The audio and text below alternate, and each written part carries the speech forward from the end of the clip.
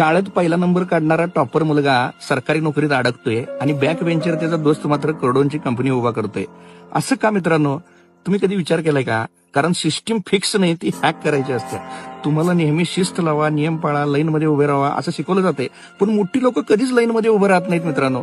बँकेत लोक तासन तास रांगेत असतात, पण फक्त एक माणूस डायरेक्ट मॅनेजरच्या केबिनमध्ये जातोय आणि त्याचं काम 2 मिनिटात होतंय.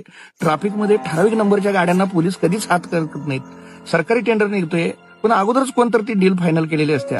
सिस्टम हॅक करणारी लोक रूल फॉलो करत नाहीत, तर ते रूल मेकर बनतात. मित्रांनो, जरा विचार करा. सार्वजनिक नियम जनतेसाठी असतात, पण पॉवरफुल लोक त्याच नियमांना वेगळ्या प्रकारे वापरतात. अर्थशास्त्राच्या पुस्तकात लिहिलंय, तुम्ही पैसे वाचवा, योग्य ठिकाणी गुंतवा. पण मोठी श्रीमंत लोक स्वतःचे पैसे गुंतवत नाहीत, ते इतरांच्या पैशाने पैसे कमवतात.